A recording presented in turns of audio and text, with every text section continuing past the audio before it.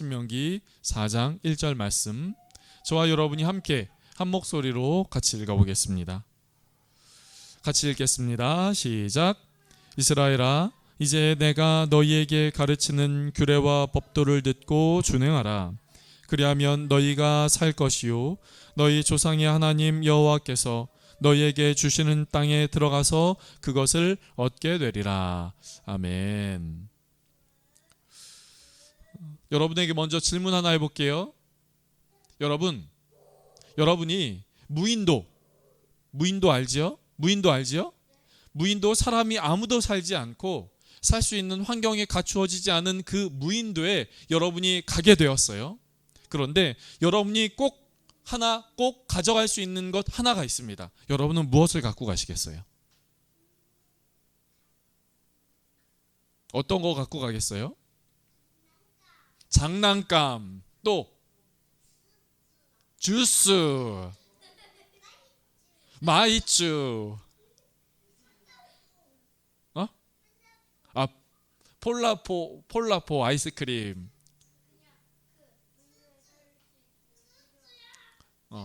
유준이 뭐라고요? 한 가지.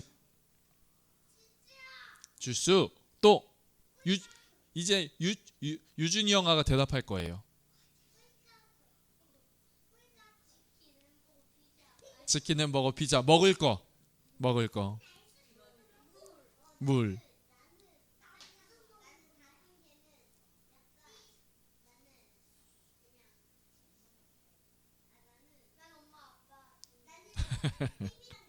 여러분, 제가 어릴 적 성경학교를 가면 이런 게임이 있었어요. 만약 너가 무인도가에 가면 아래의 내용 중 한 가지만 가져갈 수 있어. 그렇다면 너는 어느 것을 가져갈래? 첫 번째, 먹을 거.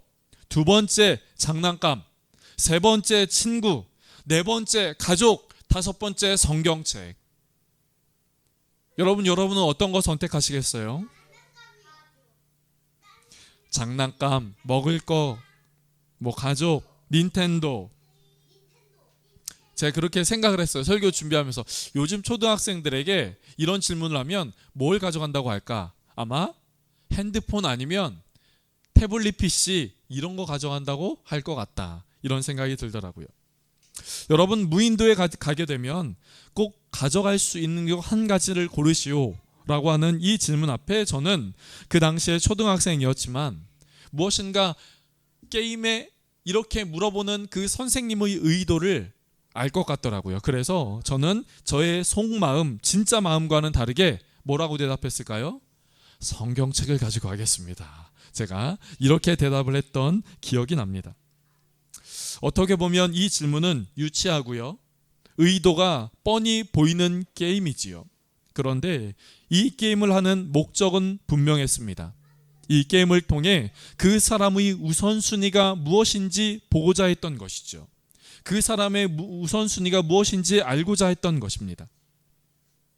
그런 의미에서 여러분, 우리 모두에게는 그 사람만의 자기 자신만의 우선순위가 있습니다. 그렇다면 여러분의 우선순위는 무엇입니까? 오늘 본문의 1절 말씀을 다시 한번 보실까요? 오늘 본문의 1절 말씀 같이 읽어보겠습니다. 시작. 이스라엘아, 이제 내가 너희에게 가르치는 규례와 법도를 듣고 준행하라. 아멘. 여러분, 무엇이라고 이야기를 하고 있어요? 이스라엘아, 내가 너희에게 전하는 규례와 법도를 듣고 어떻게 해요? 준행하라, 이렇게 이야기를 합니다. 여기서 준행하라 라고 하는 것은 듣고 행해라, 그렇게 살아가라 라고 하는 것이죠. 여러분, 신앙이란 이 신앙의 주인 대신 하나님을 향하는 겁니다. 신앙이라고 하는 그 말 자체가 그렇거든요. 하나님을 경험하고 하나님을 알아가는 것이죠. 여러분, 신앙이란 하나님을 경험하고 하나님을 알아가는 겁니다. 그렇기에 누군가 했던 것처럼 신앙이란 동호회가 아니고 교회란 동호회가 아닌 것이죠. 하나님을 알아가는 그곳, 하나님을 알아가는 것, 그것이 신앙이요, 신앙의 공동체인 것이지요. 그런데 하나님을 경험하고 알아가는 것과 더불어 중요한 것이 또 하나 있습니다. 내가 경험한 하나님, 내가 경험한 그 하나님의 말씀을 따르는 것이에요. 하나님을 경험하는 것이 중요합니다. 하나님을 알아가는 것이 중요해요. 그런데 그것과 또 하나 중요한 것이 있다면 경험한 하나님, 알게 된 하나님, 그 하나님의 말씀을 따라가는 것입니다. 우리의 삶의 길 속에서 주님을 쫓아 사는 것이죠. 그래서 오늘 본문은 규례와 법도를 준행하라 이렇게 말하고 있는 것이에요. 규례와 법도를 배워라, 규례와 법도를 들어라 라고 말씀하는 것 그 이상 규례와 법도를 준행해라 라고 말씀하는 것이죠. 그런데 여기서 준행하라 라고 하는 것을 유진 피터슨이라는 성경학자의 그 성경학자가 쓴 메시지 성경에는 이렇게 말합니다. 신명기 4장 1절 말씀, 유진 피터슨의 메시지 성경에 보면 이렇게 말해요. 잘 듣고 따르십시오. 이렇게 말하는 거예요. 잘 들으십시오. 그리고 잘 따라가십시오. 살아가는 우리의 삶의 순간 가운데 하나님의 말씀을 듣고 살아가는 그 순간 가운데 하나님의 말씀을 따라가십시오. 이렇게 이야기를 하는 것이죠. 잘 듣고 따르는 삶이 되라 이렇게 이야기를 하는 겁니다. 사랑하는 성도 여러분, 하나님의 말씀을 듣고 하나님의 말씀을 따라가는 것, 하나님의 말씀을 행하는 것, 여러분 그것이 복된 것이요 복된 길인 것임을 기억하고 믿음으로 고백할 수 있기를 간절하게 원합니다. 요한계시록 그래서 1장 3절 말씀은 우리에게 이렇게 말하고 있어요. 같이 한번 읽어볼게요. 우리 친구들 요한계시록 1장 3절 말씀 같이 읽어보겠습니다. 같이 시작. 이 예언의 말씀을 읽는 자와 듣는 자와 그 가운데 기록한 것을 지키는 자는 복이 있나니 때가 가까움이라. 여러분, 여러분의 삶에서 힘들고 어렵고 고난과 징계가 있었으면 좋겠어요?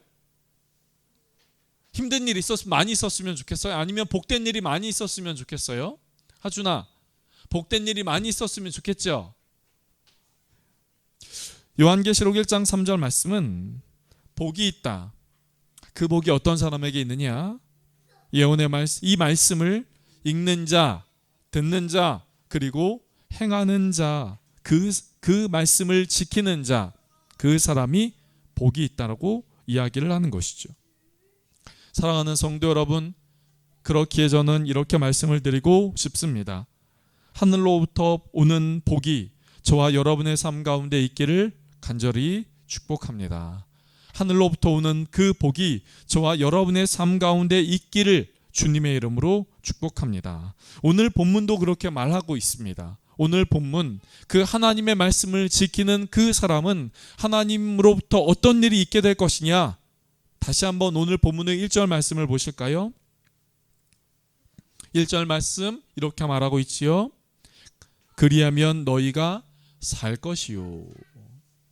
산다라고 이야기를 하고 있습니다. 여기서 산다 하는 것은 어느 한 곳에 거주하면서 산다, 거주한다 하는 그런 의미가 아니라 너희의 영혼, 너희의 생명이 살 것이요, 살 것이요, 회복될 것이요 이렇게 말하고 있는 것이죠. 오늘 본문의 그 살 것이요 라고 하는 것을 조금 더 깊이 들여다보면 그것은 너희의 삶이 충만하게 살아간다 하는 그 의미를 담고 있습니다. 여러분, 우리에게는 똑같이 생명이 있어요. 우리에게는 똑같은 시간이 있습니다. 그런데 우리가 1년 이 땅 가운데 태어나고 태어난 1년 첫 해부터 우리가 죽게 되는 그날이 50년 후든지 70년 후든지 100년 후든지 우리가 살아가는 그 날을 우리는 모두 다 살아갑니다. 삶의 길이는 짧지만 그 시간들을 살아가는 것은 똑같아요. 그런데 그 시간들을 어떻게 살아가느냐 하는 것이 우리에게 중요한 것이죠. 어떻게 살아갑니까? 하루하루 근근히 버티며 어쩔 수 없이 살아가는 사람이 있습니다. 어쩔 수 없이 살아가는 사람이 있어요. 그 사람은 삶에 어쩔 수 없이 죽지 못해 살아간다라고 이야기를 합니다. 그런데 어떤 사람은 똑같은 하루를 살고 똑같은 한 달을 살고 똑같은 1년을 사는 사람이 있는데 그 사람에게는 어쩔 수 없이 살지 않고 근근히 살지 않고 겨우겨우 살지 않고 충만하게 풍성하게 살아가는 사람이 있는 것이죠. 여러분, 하나님은 우리에게 너희가 그 하나님의 말씀을 지키고 그 하나님의 말씀을 따라 그 말씀을 행하며 살 때 하나님은 우리에게 살게 될 것이오라고 말씀하시는데 그 산다는 것은 풍성하고 충만하게 살아간다는 의미를 갖고 있는 것이죠. 저는 여러분에게 이렇게 축복합니다. 저와 여러분이 하루를 살아가도 한 달을 살고 1년을 살아가도 그 시간이 어쩔 수 없이 살아가고 근근히 살아가고 궁핍한 채 살아가는 것이 아니라 충만하고 풍성하게 살아갈 수 있는 은혜가 저와 여러분의 삶 가운데 있기를 축복합니다. 하늘로부터 오는 그것이에요. 하늘로부터 오는 그 풍성하고 충만함이요. 그런데 오늘 본문이 말하고 있는 두 번째 복, 그것은 그 땅을 얻게 될 것이다, 이렇게 말씀하고 있습니다. 그 땅을 얻게 될 것이다 라고 하는 것이죠. 여기서 그 땅을 얻게 된다라는 것은 문자적으로 보면 이스라엘 백성들이 가나안 땅을 얻게 될 것이다 이렇게 말하는 거거든요. 그런데 이 말씀을 우리의 삶 가운데 적용해 본다면 그것은 하나님의 약속이 우리에게 이루어진다라는 그 의미를 갖고 있지요. 하나님의 약속이 이스라엘 백성들에게 임해서 가나안 땅을 얻게 되는 것처럼 하나님의 약속이 우리의 삶 가운데 임해서 하나님의 약속의 때 우리가 그 약속이 이루어지는 것, 약속이 성취되는 것, 그 약속이 우리의 삶 가운데 나타나는 것, 그것을 바로 얻게 될 것이다 라고 말씀하고 있는 것이지요. 여러분, 복 받기 원하시지요? 여러분, 복 있는 삶 되기를 원하시지요? 우리 모두 다 그런 삶이 되기를 원할 겁니다. 그런데 바로 그렇게 복받는 삶, 하늘의 복이 임하는 삶, 하나님의 약속이 이루어지는 삶, 그 삶은 하나님의 말씀을 듣고 하나님의 말씀을 따르고 하나님의 말씀을 지키며 살아가는 그 삶 위에 하나님의 복이 임하게 된다라고 말씀하고 있는 것이죠. 저는 여러분에게 이렇게 축복합니다. 하나님의 말씀을 듣고 하나님의 말씀을 지키며 사는 은혜가 있기를 축복합니다. 그리고 그렇게 할 때 하늘로부터 우리의 심령 가운데 부어지는 그 하늘의 복이 저와 여러분의 삶 가운데 넘치는 은혜가 있기를 간절하게 원합니다. 저는 그런데요, 여기에 한 가지를 더 하고 싶어요. 여기에 중요한 것은 하나님의 말씀을 지키라, 하나님의 말씀을 따라라, 하나님의 말씀을 그대로 행하며 살라 라고 하신 그 하나님의 말씀을 어디서 지키라고 하는가 하는 겁니다. 여러분, 하나님이 하나님의 말씀을 지켜라 라고 할 때 그 말씀을 어디에서 지키는 겁니까? 여러분, 어디에서 지켜야 하나요? 오늘 본문의 모세와 이스라엘 백성들은 모압 평지에 있습니다. 모압 평지요.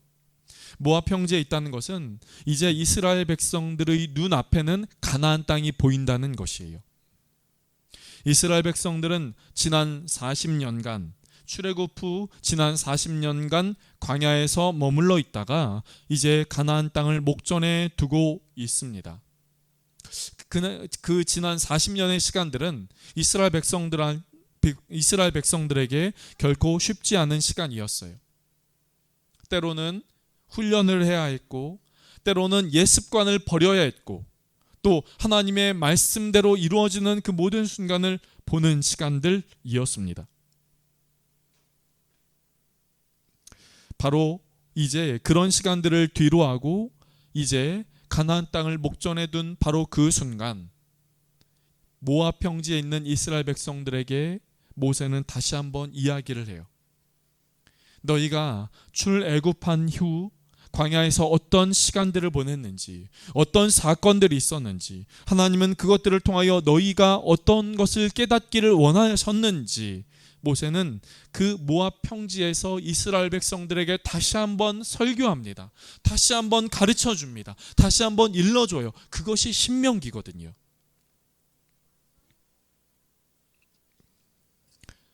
반복하고 강조합니다. 왜 그럴까요? 이제 이스라엘 백성들은 가나안 땅에 들어가기 때문입니다. 그 가나안 땅에 들어가서 우리에게 말씀하신, 우리가 경험한 하나님의 말씀을 지키라는 겁니다. 가나안에는 7 족속이 있고 너희와 문화도 다르고 너희가 섬기는 신들과 다르고 여러 가지 것들이 어려움이 있지만 이스라엘 백성들이요, 이제 다시 한번 여러분에게 이야기를 합니다. 이 이야기를 하는 것은 여러분이 가나안 땅에 들어가서 지켜야 할 말씀이기 때문입니다. 모세는 이렇게 말하는 것이에요. 이스라엘 백성들이 이 말씀을 지켜야 하는 그 삶의 현장은 가나안 땅입니다. 이것에 대해서요, 신명기 6장은 우리에게 조금 더 정확하게 이야기를 하고 있거든요. 신명기 6장 말씀 같이 읽어볼까요? 같이 읽어보겠습니다. 시작. 이는 곧 너희의 하나님 여호와께서 너희에게 가르치라고 명하신 명령과 규례와 법도라. 너희가 건너가서 차지할 땅에서 행할 것이니 너희에게 명령과 규례와 법도를 알려주십니다. 그리고 말하지요. 뭐라고요? 너희가 건너가서 차지할 땅에서 행할 것입니다. 너희가 건너가서 차지할 땅에서 행해야 합니다. 즉 가나안 땅에서 행해야 합니다. 그들과 문화도 다르고 종교도 다르고 하나님을 섬기지 않는 그 땅에서, 너희는 하나님을 따르지 않는 그 땅에서, 하나님을 알지 못하는 그 땅에서 너희는 이 말씀을대로 행해야 합니다. 모세는 이스라엘 백성들에게 말하는 것이죠.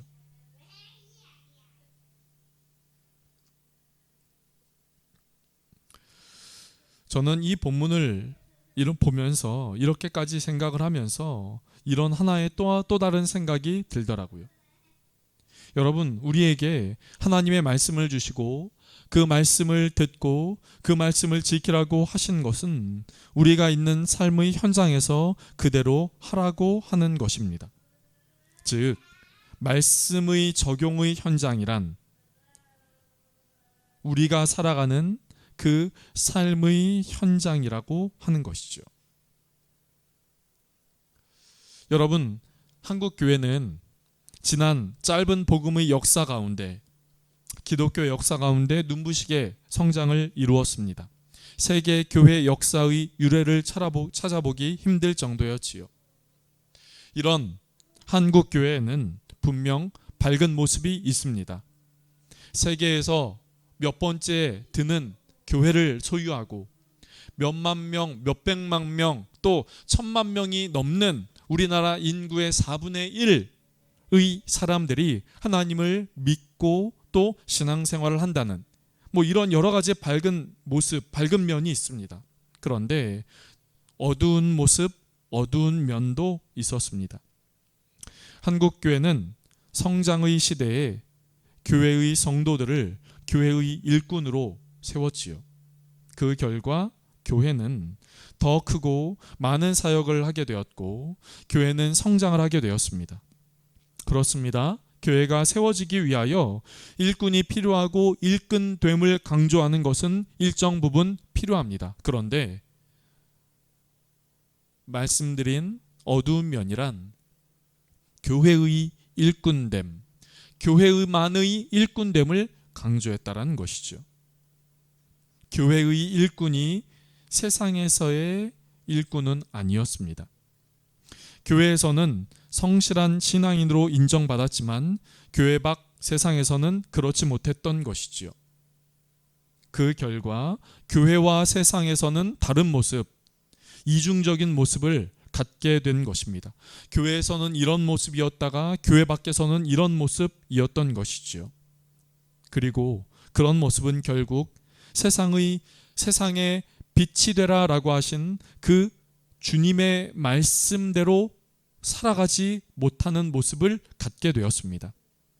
교회 다니는 사람들로 교회 다니는 사람들의 이런 모습이 세상 사람들로 하여금 부정적인 이미지를 갖게 하였고, 결국 오늘을 살아가는 우리에게는 교회 다니는 사람들, 그 사람들은 더해, 더 나빠, 더 심해 라고 하는 복음 전파의 장애가 되도록 했던 것이지요.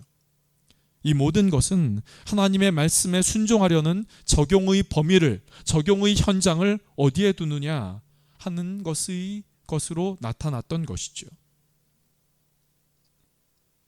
제가 이번 주에 흥얼거렸던 하나의 찬양이 있었습니다.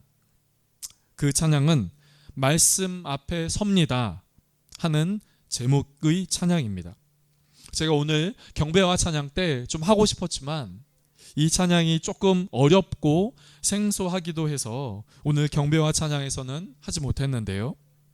그런데 제가 이 찬양을 흥얼거리면서 이 찬양의 가사가 참 제 마음에 많이 와 닿았습니다. 이 찬양의 가사는 이렇게 시작해요. 말씀 앞에서 경외함으로 주께 홀로 섭니다. 생명의 말씀 읽고 순종해 주를 예배합니다. 그리고 후렴은 이렇게 말하고 있어요. 하나님 말씀에 두려워 떠는 자, 그 말씀에 생명을 거는 자, 한 사람 찾으시는 주님의 약속을 믿어. 또 이렇게 말합니다. 하나님 말씀에 운명을 거는 자, 순종하며 주 따라가는 자, 영원한 하나님 나라 이어갈 주의 교회여 일어나라. 여러분, 하나님의 말씀에 생명을 거는 자, 하나님 말씀에 운명을 거는 자, 살아가다 보면 우리가 하나님 앞에서 굳게 지키기로 결심한 것들이 있습니다. 그것이 신년을 맞아 우리가 결심을 한 것이든, 은혜를 받아서 결심한 것이든, 신앙적 권면을 받아 결심한 것이든 우리에게 그런 것이 있지요. 그런데 또 그 결심을 갖고 살아가다 보면 그 결심을 흔들 유혹이 찾아옵니다. 그것이 내 본성적인 것이든 내가 처한 곳의 삶의 현장 속으로 인한 것이든 우리의 삶 가운데 그렇게 유혹이 찾아오기도 하지요. 여러분, 그때 그럼에도 불구하고 그 말씀을 지킬 수 있는가? 그럼에도 불구하고 그 말씀을 따라 살 수 있는가? 사랑하는 성도 여러분, 그 말씀을 따라 그 말씀을 지키며 살아갈 수 있는 은혜가 저와 여러분의 삶 가운데 있기를 간절하게 바랍니다. 제가 이 찬양을 흥얼거렸던 것은, 지난 한 주간 제가 이 찬양을 흥얼거렸던 것은 말씀대로 살기 힘들다는 생각을 갖기 때문에 이 찬양을 흥얼거리지 않았을까라는 생각도 하게 돼요. 목회자라고 목사라고 말씀을 따라 사는 것이 쉽지는 않습니다. 내 본성과 싸우고, 또 내가 처한 그 삶의 현장 속에서 싸우고, 또 그 말씀을 조금만 어기면 내 안에 더 쉬운 길, 더 좋은 것, 그것을 얻을 수 있을 것 같은 그런 유혹이 찾아오기에, 그런 유혹을 뿌리치고 그런 유혹을 거절하고 그럼에도 불구하고 말씀을 따라 살아간다라고 하는 것이 결코 쉽지는 않은 것이지요. 그렇기에 이 찬양을 흥얼거렸던 것 같습니다. 하나님 말씀을 따라 사는 것, 하나님 말씀에 자신의 삶의 운명을 거는 것, 하나님의 말씀에 내 생명을 거는 것, 그렇게 하면서 조금이라도 나에게 말씀하신 그 말씀을 지키는 것. 사랑하는 성도 여러분, 오늘 본문은 이스라엘 백성들을 향하여 그 말씀을 듣는 것으로 그치는 것이 아니라 행하라, 말씀을 지키며 살라라고 말씀하고 있습니다. 그렇게 할 때 너희의 영혼은 살 것이요 너희에게는 너희가 들어가서 차지할 그 땅을 얻게 될 것이다. 사랑하는 성도 여러분, 저와 여러분의 삶이 하나님의 말씀을 굳게 지켜 하늘로부터 오는 그 복이 저와 여러분의 삶 가운데 충만하게 있기를 주님의 이름으로 축복합니다. 기도하겠습니다. 하나님, 하나님의 말씀을 우리의 심령 가운데, 삶 가운데 허락해 주셔서 참 감사합니다. 하나님, 바라고 원하는 것은 우리가 하나님의 말씀을 알고 하나님의 말씀을 암송하고 하나님의 말씀이 어디에 있는지 아는 것으로 그치지 않게 해주시고 하나님의 말씀을 붙잡고 따라갈 수 있도록 주님, 우리의 삶을 인도하여 주시옵소서. 하나님, 우리 안에 있는 그 하나님의 말씀을 지키고자 그렇게 살아가고자 할 때 동시에 우리의 삶 가운데 유혹도 있는 것을 보게 됩니다. 그 유혹은 하나님의 말씀을 조금 지키지 않으면 너의 몸이 쉬고 편히 쉴 수 있고 편하게 살아갈 수 있고, 하나님의 말씀을 조금 지키지 않으면 네가 얻을 수 있는 유익이 더 있고 너가 가질 수 있는 것도 있고, 이렇게 우리의 삶 가운데 찾아오고 유혹하는 것을 보게 됩니다.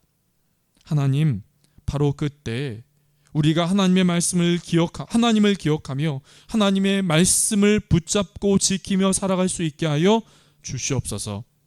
하나님, 하나님의 말씀을 굳세게 붙잡게 해주시고 하나님의 말씀을 굳세게 붙잡아 그 말씀대로 살아갈 수 있게 주여 우리를 붙들어 주시옵소서. 그래서 하늘로부터 오는 복, 그 말씀을 따라 그 말씀을 지키며 살아가는 이에게 주시겠다라고 말씀하신, 약속하신 그 하늘의 복을 우리 모두가 누리게 하여 주시옵소서. 감사하고 예수님의 이름으로 기도드립니다. 아멘.